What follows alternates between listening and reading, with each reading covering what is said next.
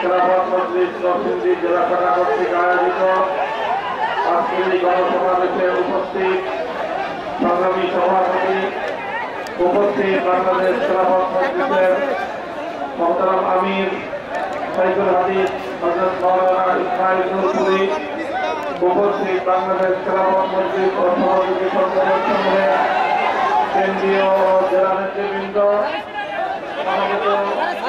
বাংলাদেশ খেলাফত মজলিসের নেতা কর্মী, সর্বস্তরের তৌহিদি জনতা, আমার প্রিয় নরসিংদী জেলাবাসী, আমি সর্বপ্রথম আল্লাহ পাক রব্বুল আলামিনের শুকরিয়া আদায় করছি যে মহান রব্বুল আলামিন আমাদের উপর থেকে, বাংলাদেশের মানুষের বুকের উপর থেকে জগদ্দল পাথরের মতো চেপে বসা জালিম স্বৈরাচারী নব্য ফেরাউন শাসক গোষ্ঠী শেখ হাসিনাকে অপসারণ করে এদেশের মানুষকে মুক্ত আকাশে নিঃশ্বাস গ্রহণ করার সুযোগ করে দিয়েছেন।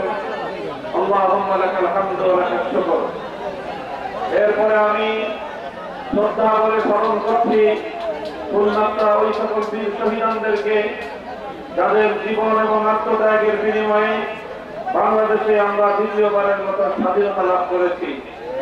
2009 সালের পিলখানা ট্রাজেডিতে শাহাদাত বরণকারী 57 জন দেশপ্রেমিক সেনা কর্মকর্তা, 2013 সালে শাপলা চত্বরের ঘুমন্ত আল্লাহ নবী প্রেমিক হেফাজতে ইসলাম বাংলাদেশের বহু অসংখ্য প্রায় শতাধিক শাহাদাতপ্রাপ্ত নেতাকর্মী, আল্লামা সাঈদী রহমতুল্লাহ আলাইহির বিরুদ্ধে ঘোষিত বানোয়াট রায় মৃত্যুদণ্ডের বিরুদ্ধে প্রতিবাদী কোরআন প্রেমিক জনতার বিরুদ্ধে পাখির মতো গুলি করে হত্যা করা শতাধিক শহীদদেরকে স্মরণ করছি। দীর্ঘ এই সময়ে যে সকল বিরোধী নেতা কর্মীদেরকে অন্যায়ভাবে খুন হত্যা করা হয়েছে স্মরণ করছি। 2021 সালে বাংলাদেশের স্বাধীনতার সুবর্ণ জয়ন্তী উদযাপনকালে ভারতের বিতর্কিত মুসলমানদের খুনি নরেন্দ্র মোদী প্রধানমন্ত্রীকে বাংলাদেশে এনে বাংলাদেশের মুসলমানদের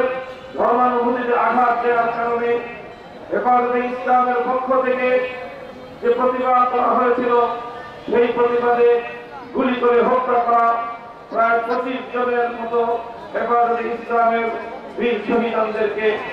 আর সর্বশেষ স্মরণ করছি 2024 সালের জুলাই এবং আগস্ট বিপ্লবে বাংলাদেশের প্রতিটি জেলায় জেলায় খুনি স্বৈরাচারী হাসিনার দোসর হেলমেট লীগ, হাতুড়ি লীগ, ছাত্রলীগ প্রশাসনের মধ্যে ঘাটতি মেরে বসে থাকা দলীয় গুন্ডাদের গুলিতে নিহত 1.5 সহস্রাধিক। সর্বশেষ জাতীয় গণমাধ্যমের সূত্র অনুযায়ী 1581 জন শহীদদেরকে যাদের আত্মত্যাগ, রক্ত এবং জীবনের বিনিময়ে বাংলাদেশ আবার দ্বিতীয়বারের মতো স্বাধীনতা লাভ করেছে। সংগ্রামী সাথী ও বন্ধুগণ, আমি আজকের এই সুবর্ণ সময়ে স্বাধীনতা প্রাপ্তির এই দ্বিতীয় বিজয়ের এই সময়ে আমি বাংলাদেশের মানুষকে, বিশেষত আগস্ট বিপ্লবের সম্মুখ সারির সমরনায়ক যারা সেই দিন ছাত্র জনতাকে এবং বিশেষভাবে দেশের আলেম সমাজকে আমি সতর্ক এবং সজাগ করতে চাই। আমি বলতে চাই, বিজয় অর্জন করা যতটা কঠিন, বিজয়কে রক্ষা করা তার চেয়ে বেশি কঠিন। আমাদের অতীতের অভিজ্ঞতা রয়েছে, বাংলাদেশ এমনিতেই স্বাধীন হয়নি। এই বাংলাদেশ নামক 55,000 বর্গ মাইলের মানচিত্র আমরা খুব সহজেই পেয়ে যাইনি।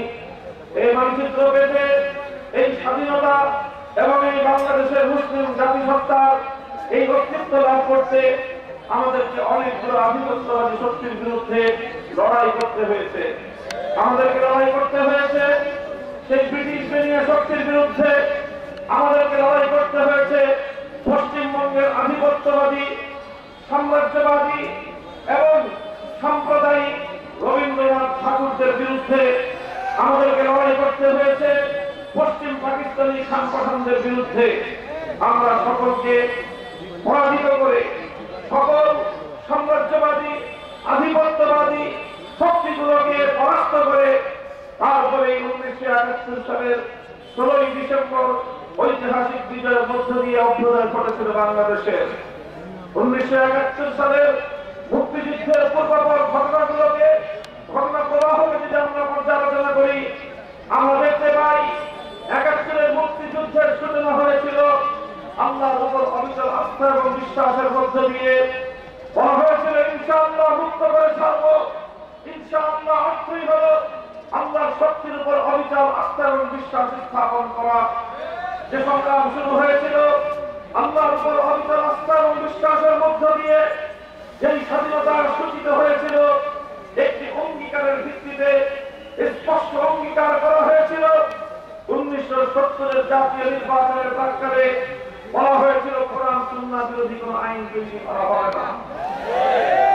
তাহলে যেই সংগ্রাম হলো ইনশাআল্লাহ বলে, যে মুক্তিযুদ্ধ হলো কোরআন সুন্নাহ বিরোধী কোন আইন তৈরি না করার অঙ্গীকার এবং কমিটমেন্টের উপর, সেই মুক্তিযুদ্ধে বিজয় অর্জন করার কিছুদিন পরেই আমরা নির্মম ইতিহাস প্রত্যক্ষ করেছি। বাংলাদেশের সেই স্বাধীনতাকে ছিনতাই করা হয়েছে। অন্য আরেকটি দেশের সংবিধানের মৌলচার নীতি, তাদের সংবিধানের মূলনীতিগুলোকে একটি প্রেসক্রিপশনের মাধ্যমে বাংলাদেশের 7 কোটি মানুষের ইচ্ছা এবং অভিপ্রায়ের বিরুদ্ধে একটি শুধুমাত্র ছোট্ট চিরকুটের মাধ্যমে বাংলাদেশের সংবিধানে অন্তর্ভুক্ত করে 72-এর চেতনা দাঁড় করে 71-এর চেতনাকে ছিনতাই করা হয়েছে। আর এই বিগত অর্ধ শতাব্দীকাল এদেশের মানুষকে 71-এর চেতনার কথা বলে 72-এর চেতনা গেলাবার চেষ্টা করা হয়েছে। আর যখনই এদেশের মানুষ 72-এর চেতনা কিনতে অস্বীকার করেছে, যখনই এদেশের মানুষ পাকশালীর চেতনাকে কিনতে অস্বীকার করেছে, যখনই এদেশের মানুষ ইসলামী চেতনায় উজ্জীবিত হওয়ার চেষ্টা করেছে, তখনই সেই ইসলাম প্রিয় জনতাকে, দেশপ্রেমিক জনতাকে রাজাকার এবং স্বাধীনতা বিরোধী আখ্যায়িত করবার পায়তারা চালানো হয়েছে। এই পায়তারা চলতে চলতে চলতে চলতে যখন এদেশের ছাত্র জনতা কোটা সংস্কারের একটি যৌক্তিক আন্দোলন নিয়ে মাঠে নামল, এই আন্দোলন ফ্যাসিবাদের বিরুদ্ধে যাওয়ার কারণে ফ্যাসিবাদের নেত্রী, যুগের ফেরাউন, ইতিহাসের নির্মম হত্যাযজ্ঞের নায়িকা, খল নায়িকা শেখ হাসিনা তার প্রতি আমার প্রাণ প্রিয় ছাত্র জনতাকে রাজাকারের বাচ্চা বলে গালি দিয়েছে। সেদিন ভাগ্য নির্ধারিত হয়ে গিয়েছিল শেখ হাসিনা। তারা দেশের মানুষকে নিয়ে ছিনিমিনি খেলতে খেলতে যখন 4 কোটি ছাত্রের বিরুদ্ধে সে অবস্থান গ্রহণ করলো, তারপরে আমরা কি দেখলাম? এদেশের প্রতিটি শিক্ষাঙ্গন থেকে, প্রতিটি বিশ্ববিদ্যালয় থেকে, প্রতিটি কলেজ স্কুল থেকে, প্রতিটি আলিয়া এবং কওমি মাদ্রাসা থেকে একটা অভিন্ন স্লোগান উচ্চারিত হলো, যদি অধিকার চাইলে রাজাকার হতে হয়, যদি বৈষম্যের বিরুদ্ধে কথা বললে রাজাকার হতে হয়, যদি ইসলামের পক্ষে কথা বললে রাজাকার হতে হয়, গোটা বাংলাদেশের 4 কোটি ছাত্র জনতা এক সুরে স্লোগান তুলে উঠল, আমি কে তুমি কে, আমি কে তুমি কে। পরিষ্কার ভাষায় আমরা বলতে চাই, 71-এর সেই ঐতিহাসিক বিজয়কে 72-এর চেতনা দিয়ে তারা ছিনতাই করেছিলেন। 2024-এর 5ই আগস্টের ঐতিহাসিক বিজয়কে আবার তারা ছিনতাই করার জন্য নতুনভাবে পায়তারা শুরু করেছে। আমরা পরিষ্কার ভাষায় আমাদের অবস্থান স্পষ্ট করে দিচ্ছি। আমরা বর্তমান ইন্টারিম গভর্নমেন্ট, অন্তর্বর্তীকালীন সরকারকে আমরা প্রথম দিন থেকে সহযোগিতা করছি, এখনো সহযোগিতা করে যাচ্ছি। আগামী দিনেও এই সরকারকে সহযোগিতা করার ইচ্ছা এবং অভিপ্রায় আমাদের রয়েছে। আমরা চাই বাংলাদেশে সংস্কার হোক, আমরা চাই বাংলাদেশের নির্বাচন ব্যবস্থা থেকে শুরু করে প্রতিটি উপনিবেশবাদী ব্যবস্থা সংস্কার হোক। আমরা একটি স্বাধীন দেশ, একটি স্বাধীন জাতি হিসেবে নিজেদের শিক্ষা ব্যবস্থা, নিজেদের বিচার ব্যবস্থা, নিজেদের অর্থ ব্যবস্থা, নিজেদের রাজনৈতিক ব্যবস্থা, প্রতিটি ব্যবস্থাকে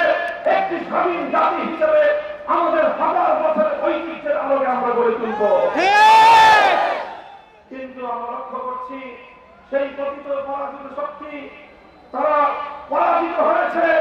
এখন তারা ষড়যন্ত্রের মাধ্যমে পেছন দরজা দিয়ে আবার টক করে বাংলাদেশের ঢুকে পড়ার চেষ্টা চালাচ্ছে।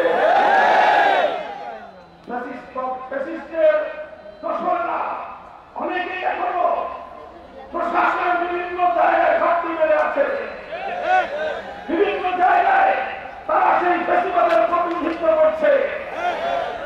তারা শিক্ষা ব্যবস্থায় বাংলাদেশের চেতনার বিরুদ্ধে বিভিন্ন শিক্ষা কারিকুলাম আমার সন্তানদেরকে জোর করে গেলাবার চেষ্টা করছে।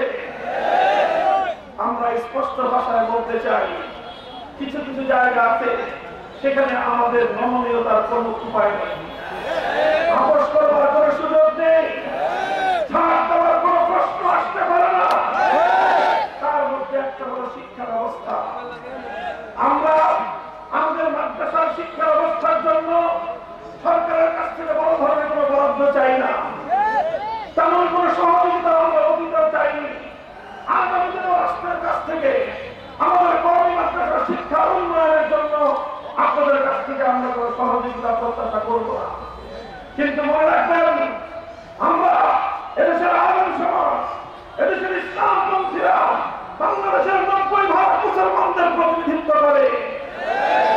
প্রতিটি জাতীয় ইস্যুতে আমাদের বক্তব্য থাকবে, প্রতিটি জাতীয় ইস্যুতে আমাদের কথা থাকবে।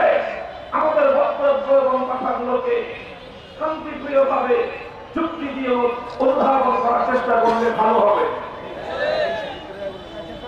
জাতীয় শিক্ষা ব্যবস্থায় হিন্দুত্ববাদকে আমরা গ্রহণ করি নাই। শেখ হাসিনার মাধ্যমে শেখ হাসিনা তাদের সেবারসী ছিল। সেই হিন্দুত্ববাদী ভারত সরকার আমার দেশের আগামী প্রজন্মকে হিন্দুত্ববাদে দীক্ষিত করবার পায়তারা চালিয়েছিল। এদেশের ছাত্র জনতা ফুসে উঠে, এদেশের ইসলামপ্রিয় জনতা বুকের রক্ত দিয়ে হিন্দুত্ববাদকে রুখে দিয়েছে।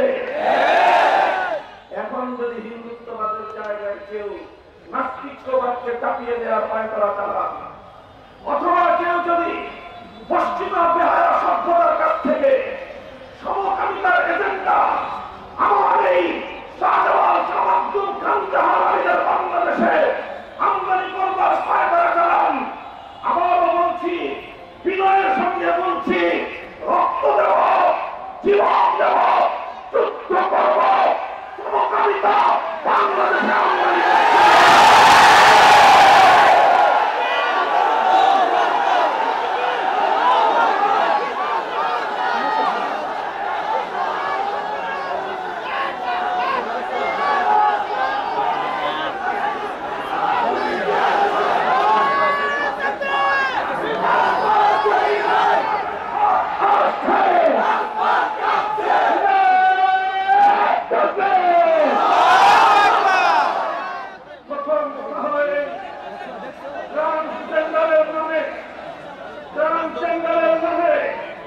সমকামিতার এই অসভ্য অশ্লীল এই কালচারকে প্রমোট করে বাংলাদেশে কেউ জাতীয় শিক্ষা ব্যবস্থার কোন পর্যায়ে ভূমিকা রাখতে পারবে না।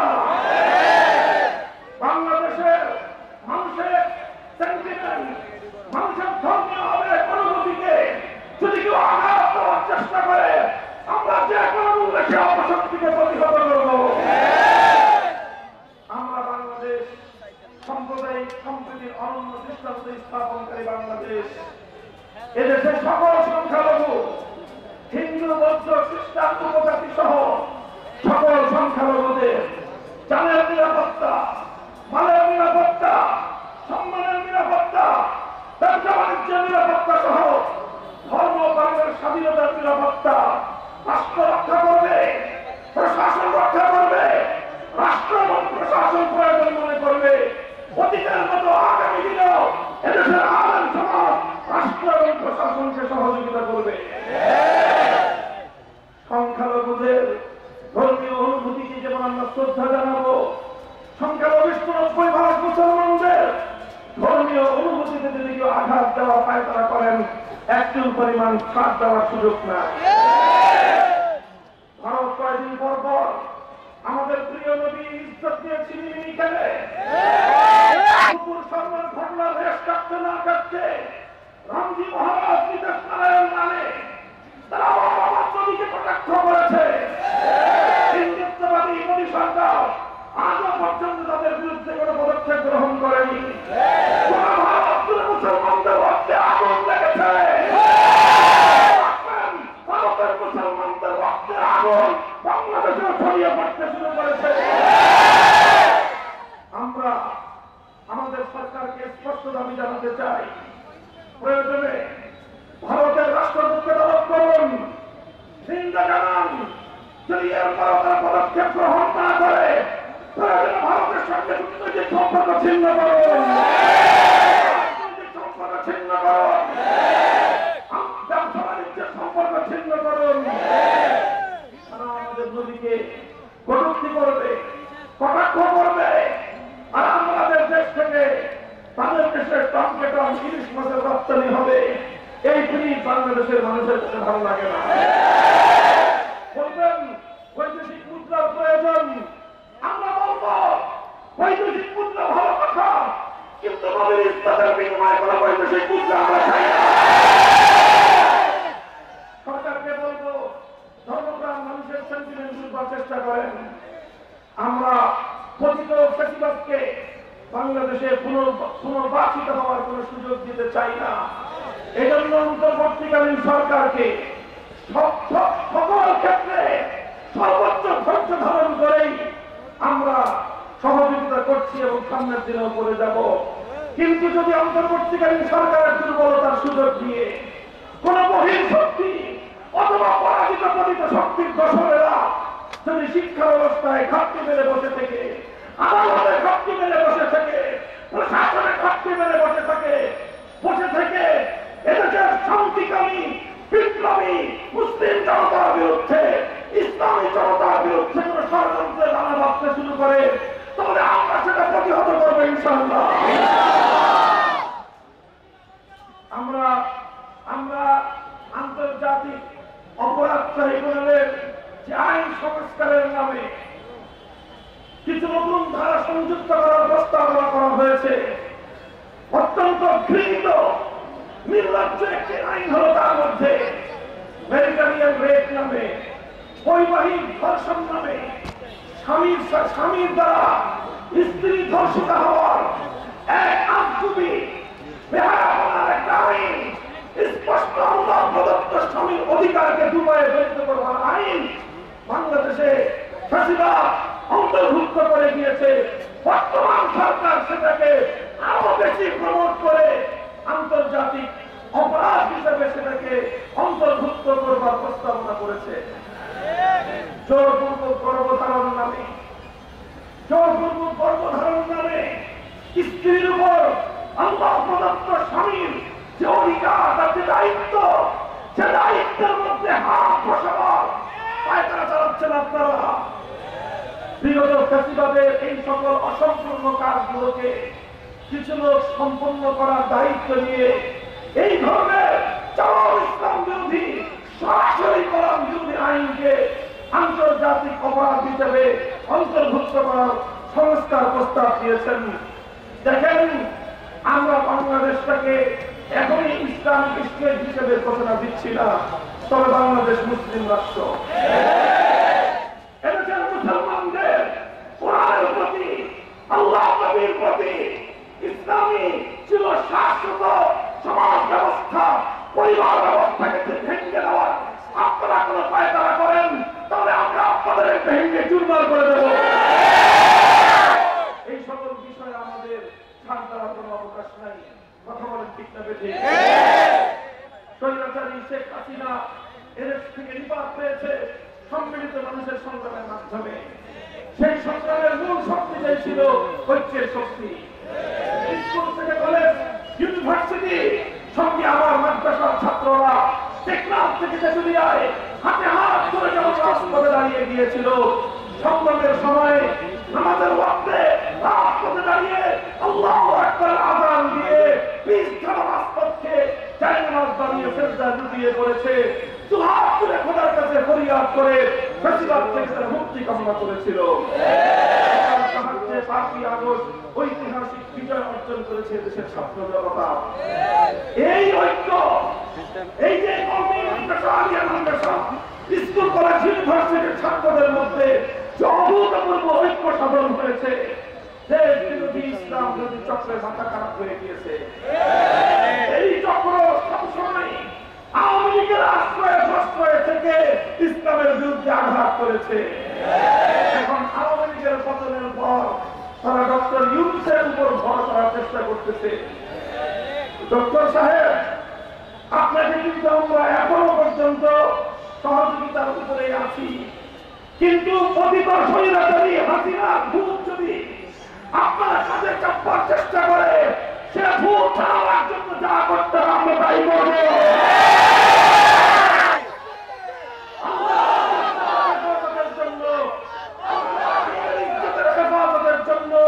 ইসলামের সম্মান রক্ষা করার জন্য যদি আবার চক্রা চক্রে যেতে হয়, রক্ত দিব, তৈরি করবো।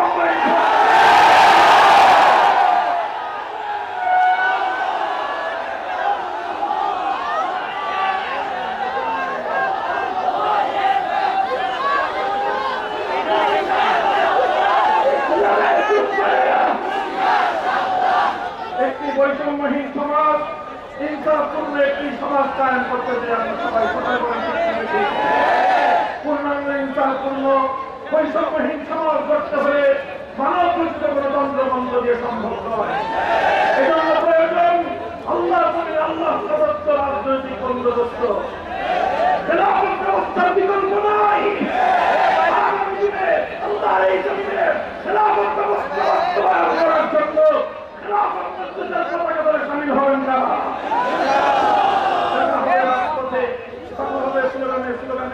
স্লোগান চলুন, খোদার আকাশ খোদার জমিন, খোদার দিন, খোদার আকাশ খোদার জমিন।